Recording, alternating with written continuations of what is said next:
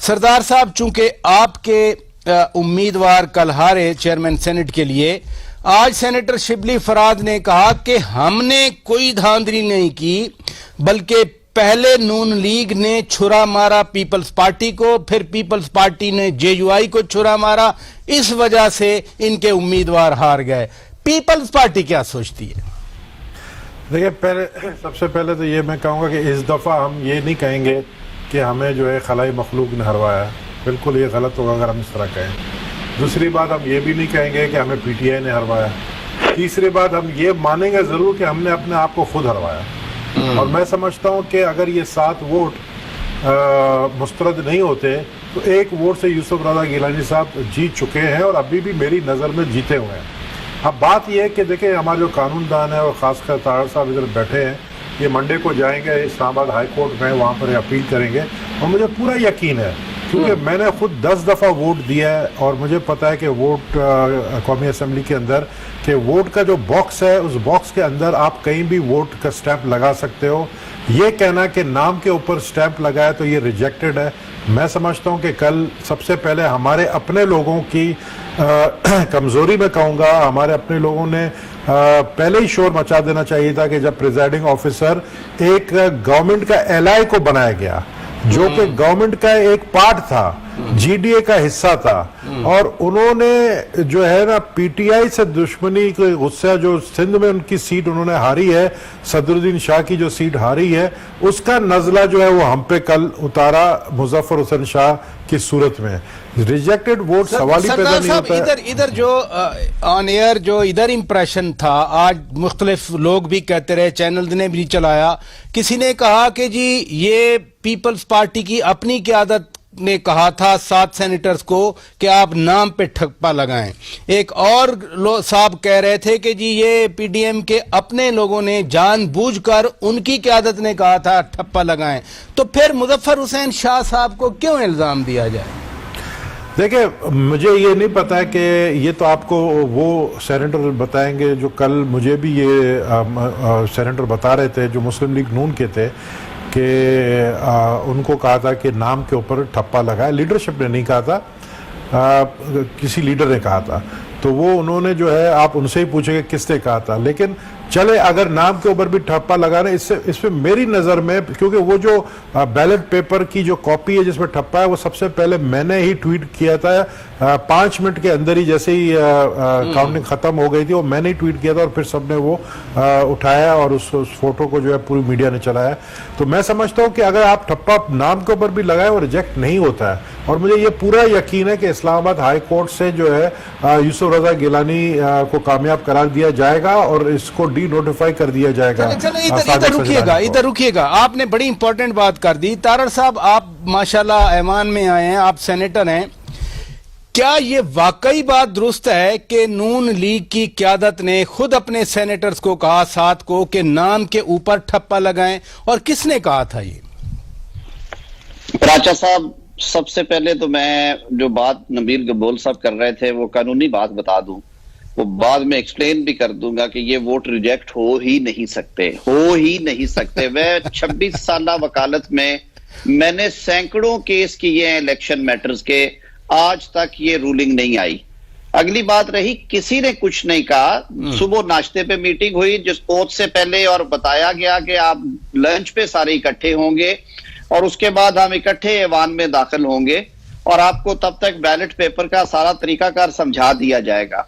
आज आपने एक और वीडियो देखी होगी जिसमें सेक्रेटरी सेनेट से पाकिस्तान पीपल्स पार्टी के कुछ जो कायदीन हैं वो वहां पे गए और उनसे वो सईद गनी साहब भी उसमें मौजूद थे, फारूक नाइक साहब खड़े थे, उन्होंने पूछा है उनसे। अब आप अगर दिखा सकते हैं टीवी पे, जो एक ballot paper, model ballot paper निकला, बैलेट पेपर को 2 हिस्सों में तकसीम किया गया। उसमें जो है हॉरिजॉन्टल लाइन है, इस तरह हॉरिजॉन्टल लाइन है, और ऊपर सादिक संजरानी अल्फाबेटिकली आए हैं, नीचे आए हैं यूसुफ रज़ा गिलानी, और उन दोनों को एक लाइन के जरिए बैलेट पेपर को 2 खानों में ऊपर और नीचे तकसीम कर दिया गया। जी। अब नामों के सामने अगर इस तरह लाइन खींची जाती, और नामों के सामने सेपरेट बॉक्स बनाए जाते, तो ये रूलिंग दुरुस्त होती।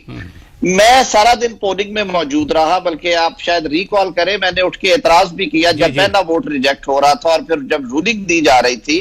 तकलीफ इस बात की है कि 6 फुट ज़रब 4 फुट के 2 नुमाया पोस्टर्स लगे हुए थे प्रिजाइडिंग ऑफिसर की जो काउंटर थे उनके सामने। तारड़ साहब आप जो बात फरमा रहे हैं दुरुस्त है, लेकिन अब आज सैयद मुजफ्फर हुसैन शाह साहब जो प्रिजाइडिंग ऑफिसर थे कल के लिए, वो खुद भी पार्लियामेंटेरियन हैं, वो खुद भी सेनेटर हैं, वो कह रहे हैं कि ऐवान के अंदर होने वाली प्रोसीडिंग्स किसी अदालत में चैलेंज नहीं हो सकती और आइन के आर्टिकल 69 क्लॉज 2 की जो है वो रेफरेंस दिया जाता है कि जो कुछ पार्लियामेंट में मजलिस शुरू में होता है वो किसी अदालत में चैलेंज नहीं हो सकता। Is that so?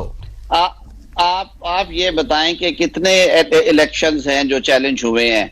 अगली बात सुन लें, ऐवान के अंदर ही इलेक्शन हुआ सेनेट का, ऐवान के अंदर ही सदर का इलेक्शन होता है, ऐवान के अंदर ही मौजूदा सेनेट का इलेक्शन हुआ जिसकी पिटीशन खुद लेके गए या पीटीआई, जिसमें उन्होंने कहा कि यूसुफ रजा गिलानी को आप ना करें, नोटिफाई ना करें, खुदा खौफ करें।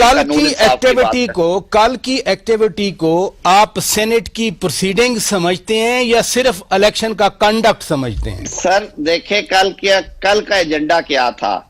पार्ट 1 में था no other business except oath of the new member. ठीक है सर। सेकंड, इसी वजह से उन्होंने कैमरास के ऊपर कोई रूलिंग नहीं दी। आप रिकॉल करें, उन्हें 10 दफा उठ के रजा रबानी साहब ने, फारूक नाइक साहब ने, इवन मैंने, सारे दोस्तों ने, हमने खड़े होकर उन्हें कहा कि ये जो कैमरास लगा के जो वोट की सैंक्टिटी को तबाह करने की एक साजिश की गई थी वो बिल्कुल सही। कल हम बात कर रहे थे कि जो रिलीफ इन्हें सुप्रीम कोर्ट से नहीं मिला, जो इलेक्शन कमीशन ने नहीं दिया, जो तरमीम पार्लियामान ने नहीं की, वो 2 मिस्त्री ला के उन्होंने करवा लिया काम अपना, वो पकड़े गए। खैर, बात यह है कि कल क्या पहला सेशन नो अदर बिजनेस, ठीक है, ओथ टेकिंग के अलावा, दूसरा सेशन में फिर लिखा कि no other business except election. जब ये इलेक्शन की कार्रवाई शुरू हो रही थी, लेकिन आप चूंकि कानूनदान है, मैं सच्ची बात है, थोड़ी सी गाइडेंस सबके लिए, सदर ममलिकत ने बाकायदा ये सेशन समन किया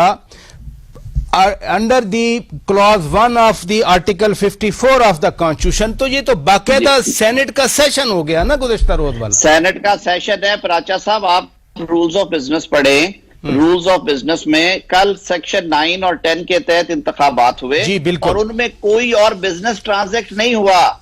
कल उठते उठते फिर चेयरमैन साहब ने कहा कि मैं कोई रूलिंग नहीं दूंगा कैमरास के ऊपर। अच्छा, इधर रुकिएगा, इधर रुकिएगा, आपका पॉइंट क्लियर हो गया। मैं जरा फवाद चौधरी साहब की ओपिनियन ले लूं। फवाद चौधरी साहब, गुज़श्ता रोज मेरे शो में वजीर ममलिकत अली मोहम्मद खान आए थे और उन्होंने भी यही बात की कि 69 क्लॉज 2 के अंडर अदालत समाअत कर ही नहीं सकती।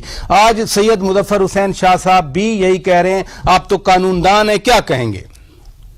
देखिए, सुप्रीम कोर्ट में तो खैर जाहिर है कि वो आर्टिकल 184(3) में अगर उसको डील करना चाहे, लेकिन जाहिर है उससे पहले अगर यूसुफ रजा गिलानी साहब खुद जाएंगे तो वो तो फिर हाई कोर्ट में जाएंगे। जाहिर है आर्टिकल 199 में चैलेंज करने का मतलब ये नहीं होता कि वो फाइल नहीं कर सकते। फाइल तो जाहिर है कि वो कर ही सकते हैं, लेकिन फिर पहले उनको बताना पड़ेगा कि कैसे जुरिसडिक्शन जो है वो कोर्ट्स की बनेगी। अच्छा, इधर रुकिए जरा, इधर रुकिए। मैं आपसे ये भी जानना चाह रहा हूं कि कल तो सेनेट सेक्रेटेरिएट ने सारा इलेक्शन करवाया, आज आपने ट्वीट किया, आपने फिर सारा मुद्दा इलेक्शन कमीशन पे डाल दिया। नहीं, इलेक्शन कमीशन पे चढ़ाई नहीं की है, हमने सिर्फ ये कहा है देखिए जो भी रिजल्ट है, सच्ची बात यह है कि आम आदमी को इस सारे जो प्रोसेस है इसके ऊपर कोई एतबार नहीं रहा, और जिस तरीके से ये सारा प्रोसेस चला है उसमें जो हमारा एक इलेक्शन का और जमहूरियत का जो प्रोसेस है, जो अमल है, उससे पर एतमाद मजरूह हुआ। और ये सारा इस वजह से हुआ है कि इलेक्शन कमीशन ने जो उनकी जिम्मेदारी थी वो पूरी नहीं की।